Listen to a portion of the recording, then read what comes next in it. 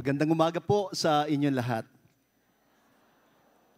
I'm so happy to see all of you, especially the laity and consecrated persons here present. Marami pong kamadrehan na naririto. I can see them everywhere. No po? So good morning and thank you for being here today, especially those of you who have been here for the 11th time already. Isang masigabong palakpakan para sa mga faithful sa PCNE. So let us reflect on the topic, walking together in hope, synodality, and the Jubilee of Hope. Well, dear brothers and sisters in Christ, it is always a grace to walk together, and perhaps there is no better word to hold on to in these troubling times than this one word, H-O-P-E, hope. Hope. You see, ano ba ang hope? Hope is not just wishful thinking. Narinig ko yan kay Cardinal Chito Tagle in his beautiful keynote doon sa Serviam. And I was there also, I spoke after him. Sabi niya, hope is not just wishful thinking.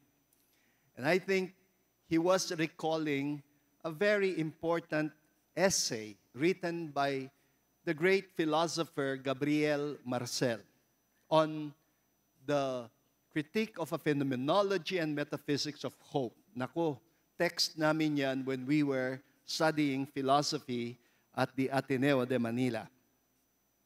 Hope is not just wishful thinking. Well, your world will not fall apart if it will rain tomorrow just because you are planning to have a picnic. Pag sinabi mong, I hope it will not rain tomorrow, I think what you mean is, I wish it will not rain tomorrow. Please do not confuse I hope with I wish. I hope it will not rain tomorrow is not the same as saying I hope the occupation of the Palestinian lands by Israel will finally come to an end. Every day that the world allows this genocide and this ethnic cleansing in the Holy Land means death. Death for more children in Gaza. Ano ang tawag dyan? Despair. True hope can only be born in a situation where we are almost tempted to despair, but we hold on nevertheless.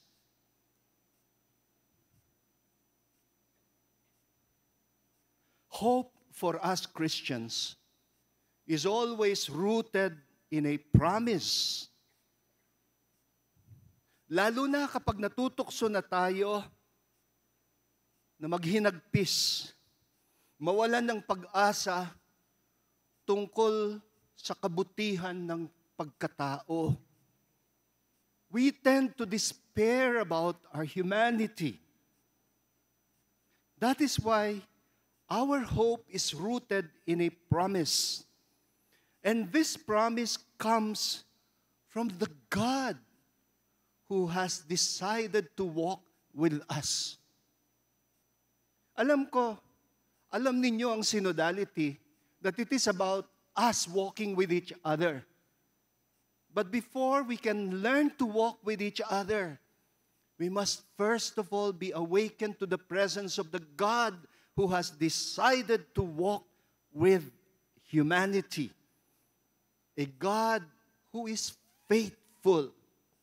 Narinig ninyo ang reflection kanina sa homily ni Cardinal Joe Advincula.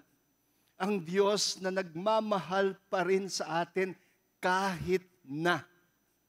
Hindi niya tayo minamahal dahil tayo karapat-dapat. Mahal niya tayo sa kabila ng ating mga kabulastugan. In spite of ourselves, our weaknesses, He continues to be faithful, even when we are not faithful. He is a God who embraces our humanity, even when we are tempted to give up on ourselves. Alam ko, pag nakikita natin ang kalupitan ng tao sa kapwa-tao, parang natutokso tayo maghinagpis na para bang napakasama ng maging tao. Have we forgotten that we're creatures in the image and likeness of God? Have we forgotten that before there was original sin, there was original grace and blessing? Sin is a latecomer in the Garden of Eden. That's why I refuse to call it original. What is original is blessing. What is original is grace. We are a graced humanity.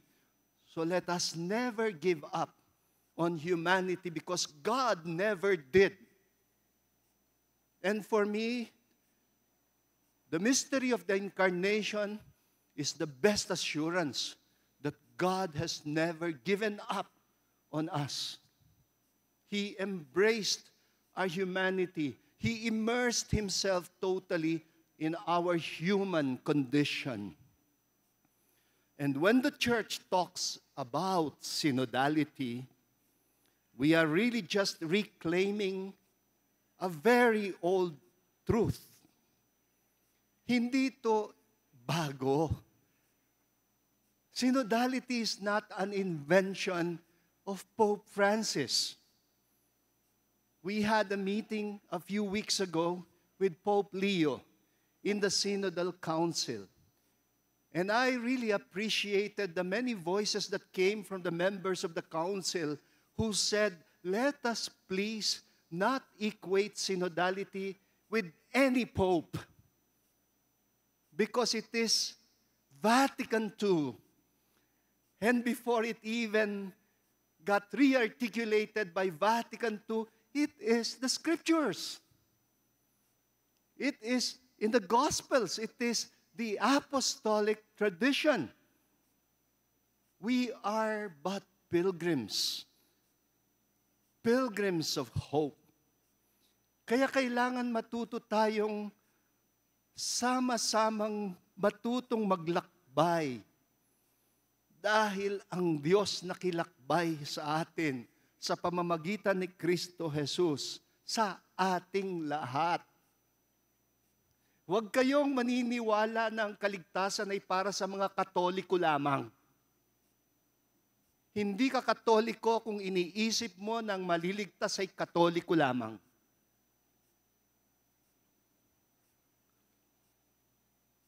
Ang kaligtasan ay laan para sa lahat, sa buong sangkatauhan, saints and sinners alike.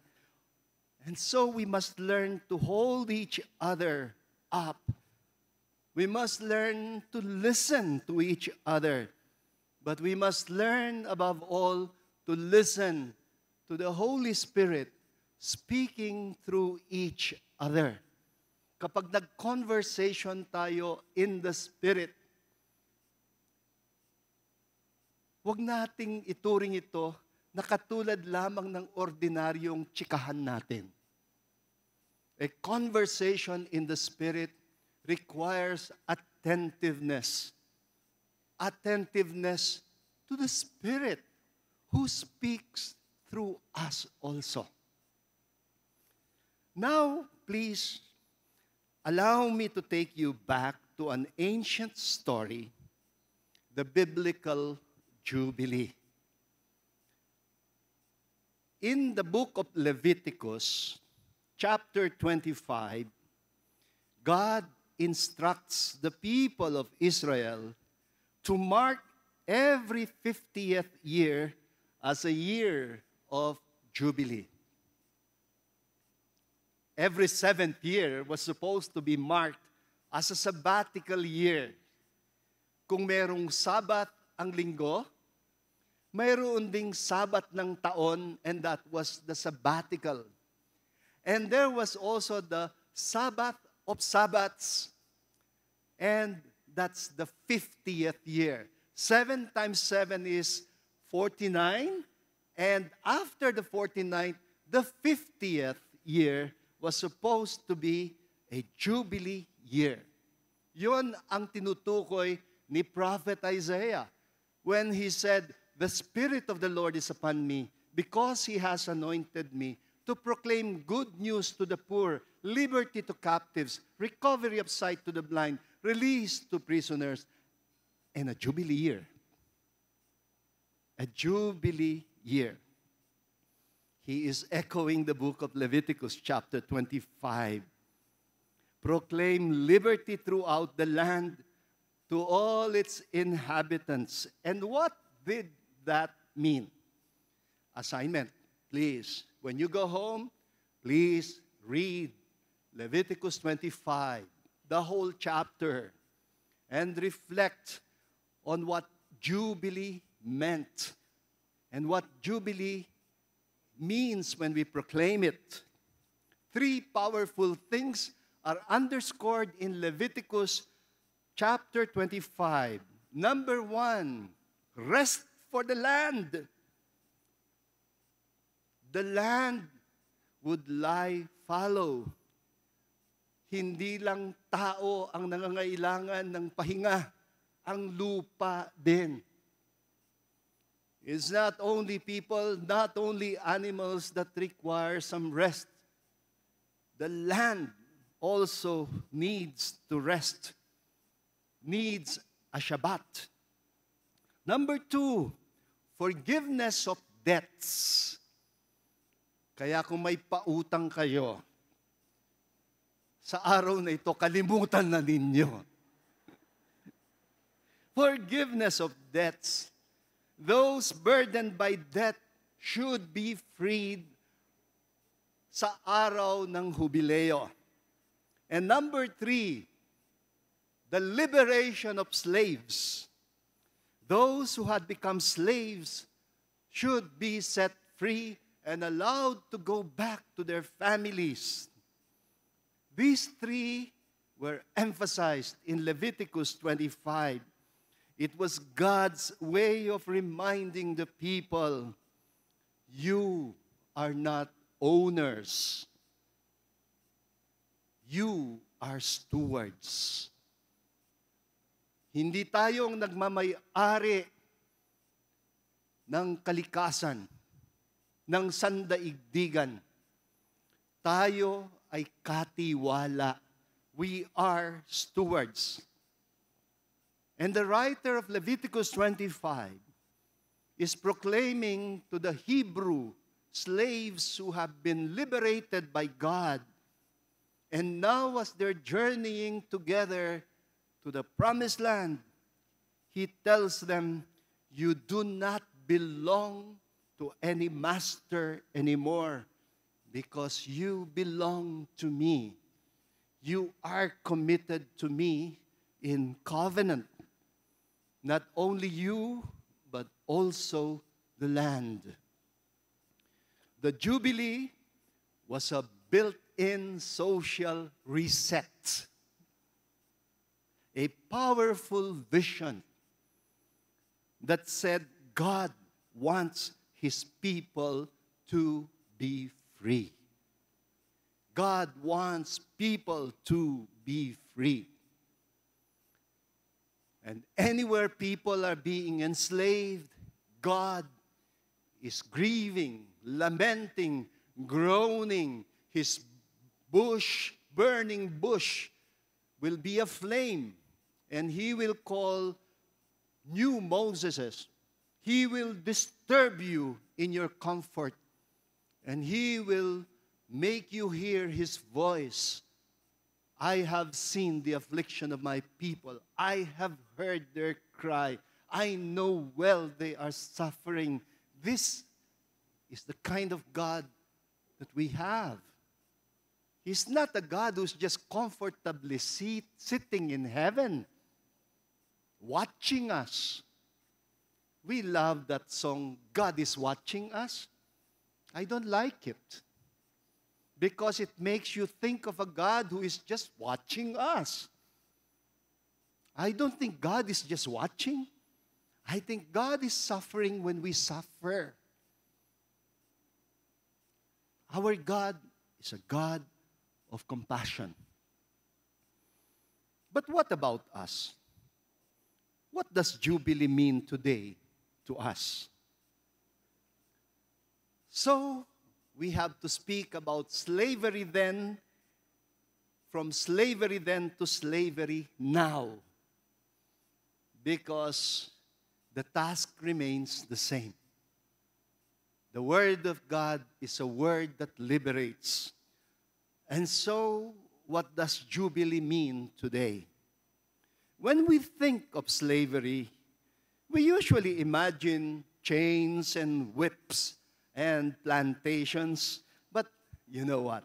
Modern day slavery is far more insidious. Today, we are enslaved not by physical chains, but by addictions. And you heard how we released a few days a pastoral statement about one of the most serious types of addiction plaguing our country, the Philippines, online gambling. They outlawed the pogos, but they legalized the pigos. From offshore gambling to inland gambling, 24 hours a day, 7 days a week. And many OFWs, overseas Filipino workers, are now wondering what happened to the money they have remitted to their children to pay for the tuition fee and many other expenses, only to discover that the money that they have worked hard for is lost instantly through gambling. Because now you can even gamble by credit. Open your GCash and you will see it is there. You can even borrow money if you have no money to gamble with. And can you imagine our own government allowing that to happen? Incidentally, the PAGCOR wrote me a letter a few days ago. The PAGCOR chief, sort of defending their stand about legalizing online gambling. Sagot daw point by point sa aming pastoral statement. But, ang suma total is, if we do not legalize it, mananatiling illegal yan, and we lose a lot of money. Sayang. We could use the money and generate revenues for government. Yun ang reasoning. No matter if it is very addictive, especially for young people. How is that for a reasoning? O di sabi ko, gawin nyo na ring legal ang shabu. Kasi illegal siya eh. Para kumita ang government. Eh kung gawin nyo na ring illegal, o gawin nyo na ring legal, ang iba pang mga sources of addiction, i-regulate na lang daw. I-regulate. How? Gagawa daw ng control system para hindi makapasok ang mga kabataan. Really? You really believe that? Ewan ko lang. Digital natives? Kakayanin mo yan na makontrol in the way they, access any application online? Ewan ko lang. Well, ang sabi ko, I am sorry, but I do not agree that you can regulate something criminal. it is criminal through and through. I once read a line that struck me. Addiction is slavery in disguise. How many families have been destroyed by gambling debts? How many young people spend hours scrolling, seeking validation in likes and shares, losing the capacity to be present and losing even their social skills to build natural friendships. Addiction to online gambling is so closely related to addiction to social media. At lahat tayo vulnerable diyan. Slavery is real. But I have good news for you. If slavery is real, so is the promise of freedom. Synodality is what we now present as the path to liberation. How does synodality fit into this? The church walking together becomes a place of liberation. You see, addictions thrive in isolation, but freedom grows in communion. Let me repeat that. Addictions thrive in isolation, but freedom grows in communion.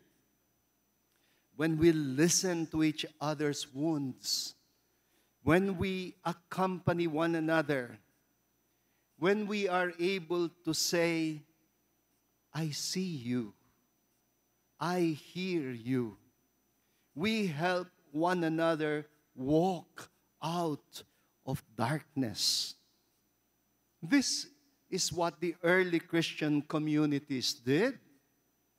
They broke bread, they shared their burdens, they lifted up the lowly among themselves. You see, synodality is not just a buzzword. It is the church rediscovering its call to be a community of hope, a community of freedom, a community of healing. Well, let's shift our attention now to creation. Let the land rest. That's one of the calls of the Jubilee. The Jubilee did not only set people free, it set the land free. Imagine that. Long before climate change became a buzzword, long before we spoke about global warming and the climate emergency, God had already told us, give the land a Sabbath. Give the land its much-needed rest. And yet here we are, living on a planet that can hardly breathe, forests that are being cleared, seas that are being polluted, the air that is getting choked. Ang gaganda naman ng ating mga ecological laws, lalo na sa bansang ito. And I would advise you, please, get acquainted with the ecological, the environmental laws. Alam nyo ba, we have now among the best laws in this country, the best environmental laws. Ang problema lang, hindi natutupad. Maganda sa papel, pero hindi naipapatupad. Madalang lang ang LGU na sumusunod sa mga environmental laws like Ecological Solid Waste Management Act, Clean Air Act, Clean Water Act. Ang linaw ng batas. But they remain as laws. St. Paul says in Romans chapter 8, creation is groaning as in the pains of childbirth. Brothers and sisters, 10 years ago, Pope Francis gave us Laudato Si, a love letter to our common home. Now, 1 decade later, we're celebrating the 10th anniversary of Laudato Si. And so we must ask ourselves, have we learned to let the earth rest? Have we learned what it means to give a Shabbat also to nature? You know, this coming November, there will be a meeting once again of the Conference of Parties, COP30, in Belém, Brazil. Some of you would remember the Paris Agreement that took place also in a conference of parties that resolved to keep the rise of temperature to a maximum of 1.5 degrees centigrade. Did you know that we have already breached that limit in the last year, 2024? Because walang sumusunod sa pinagkasunduan. So, will we have the courage to say to world leaders, this is our jubilee for the earth. Please, let the land rest. Let us live simply so that others may simply live. Now let's move to forgiveness of debts. A radical hope. What about debts? Alam natin kung gaano kalaki ang pagkakautang ng bansang Pilipinas. Lahat tayo may utang. Hindi pa isinisilang ang Pilipino, malaki na ang utang niya. Many nations in the global south are drowning in impossible debts. Debts that keep them poor, while the richest nations continue to burn carbon and heat the earth. Could a Jubilee vision mean something daring today? I wish we can proclaim it to the COP30 that will be held in Brazil this coming November. Debt for debts, repayment. The ecological debts of the wealthy nations repaying the financial debts of the poorer nations. Hindi lang ang mga bansang mahihirap ang may utang. Sila rin may utang.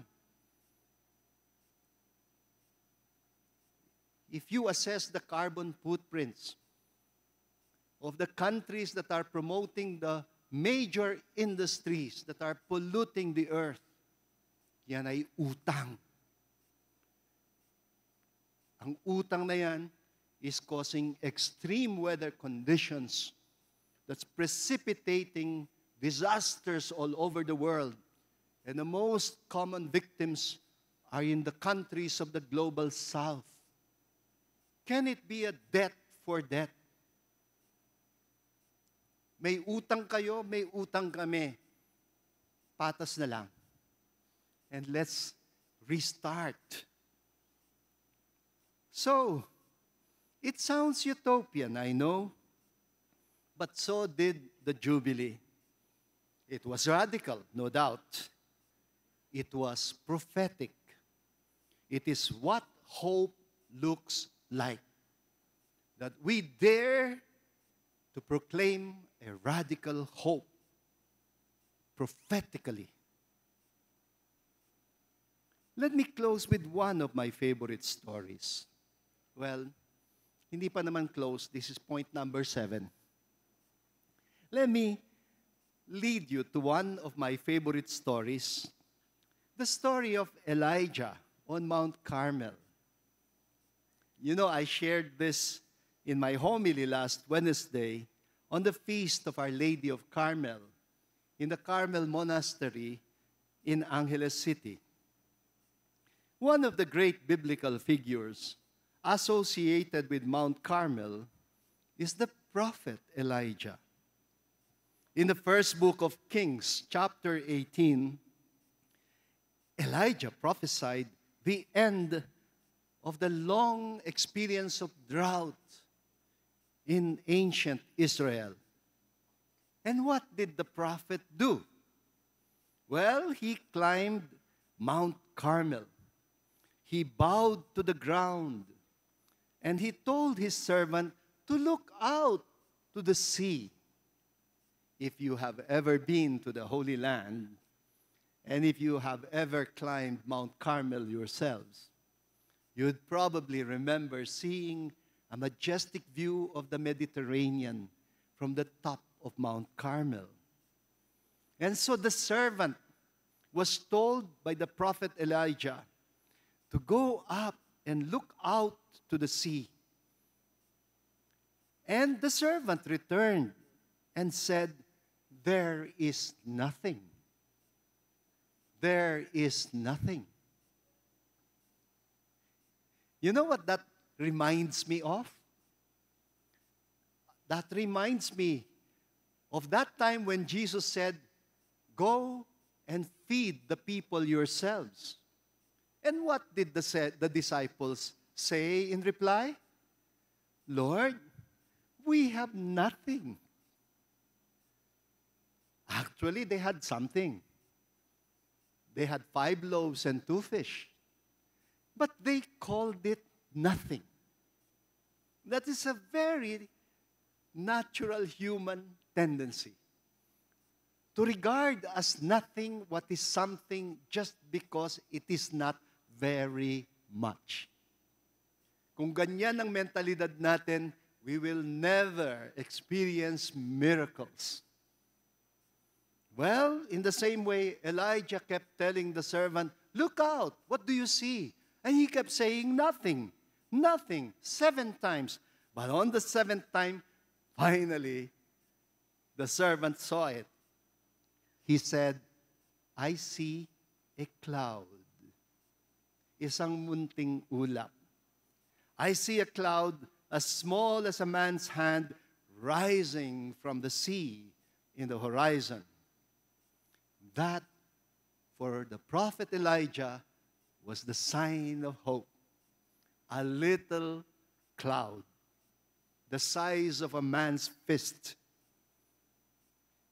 And this reminds me also of that story about a town that was experiencing a devastating drought.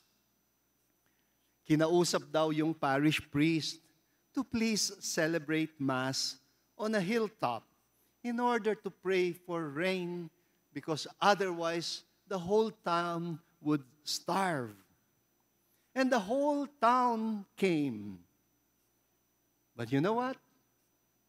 There was only one little girl who was bringing an umbrella. Isn't that nice? One little girl who was bringing an umbrella caught the attention of the priest who celebrated the Mass. Why?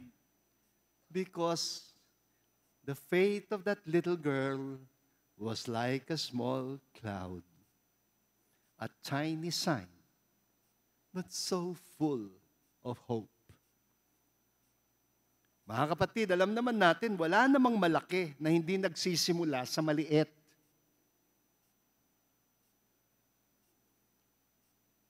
What were you like when you were conceived in your mother's womb? Nothing, you might say, but a speck of life. A speck of life that was pulsating in your mother's womb. And from that tiny little speck, look, the Lord wove you into who you are. Wove us into who we are. Lahat ng malaki nagsisimula sa maliit. Businesses, relationships, vocations, they all grow through small beginnings. Ang delikado dito sa mundo ay ang instant na yaman. Ang yaman na instant, instant din kung mawala. But what is patiently nurtured is what is bound to last. So do not forget, instant success is easily lost, but what's patiently nurtured lasts. You know, there was a well-known novel entitled The God of Small Things by Arundhati Joy, and it won a Nobel Prize for Literature. I love the title, The God of Small Things. It could just as easily describe how God actually works in salvation history. Elijah would later stand at the mouth of a cave, waiting for the Lord to pass by. That was the instruction for him. You remember that time when he was so depressed he wanted to die? He prayed for death. Ang sabi niya, Lord, let me sleep and please do not wake me up anymore. Pero makulit si Lord eh. The Lord sent an angel who woke him up and said, eat and carry on with the journey. The day is still long. He would sleep and wake up and eat and journey through the desert for 40 days until he reached the top of Mount Horeb. Because he was told to wait for the Lord, because the Lord was going to pass by. And then, alam natin ang kwento, we love this story. It's a classic for an introduction to a retreat. And a strong wind came, but the Lord was not in the wind. Next, an earth-shaking earthquake took place, but the Lord was not in the earthquake. And then, a huge forest fire, but still the Lord was not in the fire. And finally, there was silence. And when Elijah felt a tiny whispering breeze, he covered his face. He covered his face. You know, in the Old Testament, that is a preparation for the Mysterium Tremendum, the divine presence. Because in Jewish culture, it is said that you cannot see God's face and live. Kaya mag-iingat ka pag nagpakita sa'yo si Lord. You remember Moses in Exodus 34? Naglambing kay Lord. Ang sabi niya, Lord, kung best friend tayo, why? How come you cannot show me your face? And the Lord said to Moses, I'm sorry, Moses, we're friends, but I cannot show you my face. You cannot see my face and live. But since we're good friends, I'm going to pass by. And when I pass by, I will cover your face so that as soon as I pass by, you can look at me from behind. And you will see me behind. Puwit lang ng Panginoon ang pinakita niya. And that is why when Elijah covered his face, that was an indication that he knew that the Lord was present. In the tiny whispering breeze, Elijah knew that God was there. We have to learn to rediscover God in silence. You see, our God often works not through big spectacles, not through theatrics, but through little things. He works unnoticed, humble, hidden. And this is at the heart of Carmelite spirituality. Saint Therese of the Child Jesus used to call this the little way, ang landas ng kaliitan, doing small things with great love. Jesus loved using the image of smallness to describe the kingdom of God. He said the kingdom of God is like a mustard seed, the smallest of all seeds, and yet it grows into the biggest of the shrubs. And then he also said, the kingdom of God is like a little bit of yeast. But when it is mixed with the dough, oh, the dough rises. The greatest works of God begin with a tiny seed. And that tiny seed might be a simple prayer that nobody notices, a quiet act of kindness, a small yes to what God is asking of you today. When we celebrate the Eucharist, kanina, what did you receive? Nothing in the eyes of the world. Nothing but a tiny piece of bread. And yet we made an act of faith. And I love it, how those who gave communion did not give it immediately. Ayaw na ayaw ko yung the body of Christ, No, please. Mga lay ministers, hold it up. Because that moment is supposed to be the shortest confession of faith. Pag tinaas yung katawan ni Kristo, the one who gives communion must pose a question. Do you believe? Of course, shortcut siya. Kaya, the body of Christ. And he's waiting for an answer. What is the answer? Yes, I believe. That is what your amen means. That in that small piece of wafer, the entire Christ is present. Never belittle the small things. Never belittle the little ones of this world. The Lord says through the prophet Isaiah, I have called you by name. You are mine. You are precious in my sight.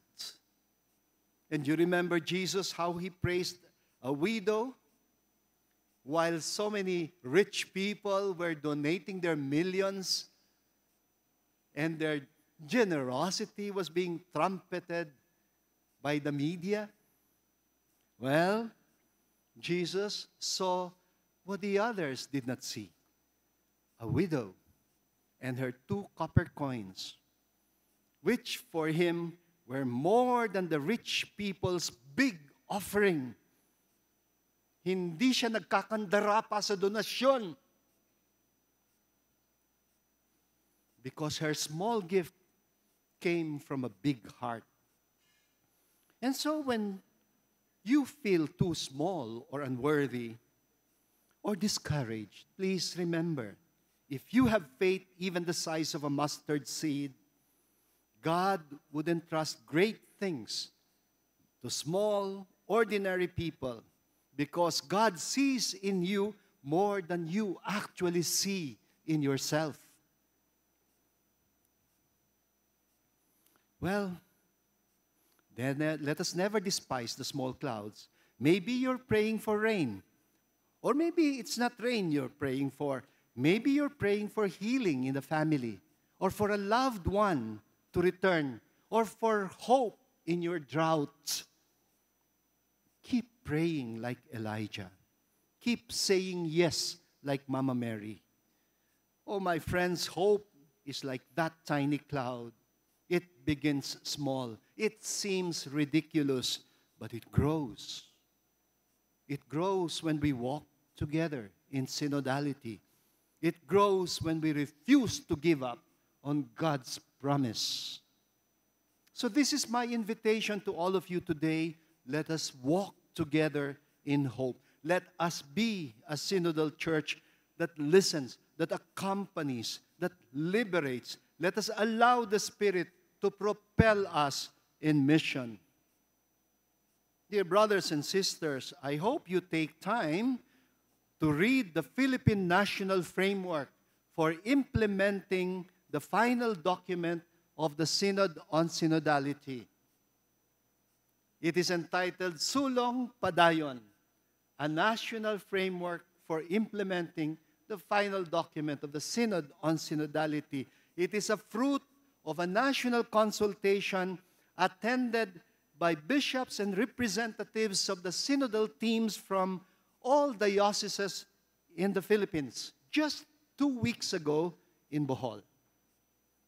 It's a beautiful framework that I hope you read carefully along with the final document and along with the Bangkok document of the FABC. All of that is downloadable.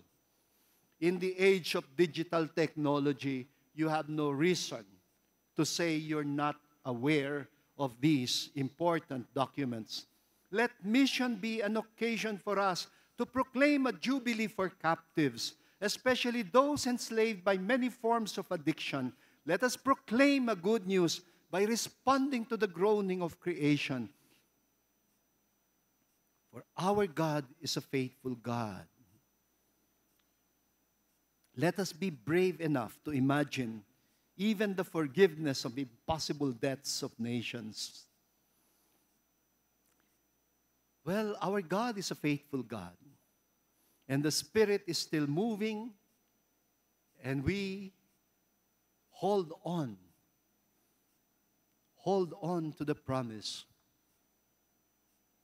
that that little bit of cloud will become a mass of dark cloud that will bring down rain and make the earth fruitful all over again. Let me end by inviting you to a simple prayer. Would you kindly close your eyes and bow your heads, and in silence pray with me?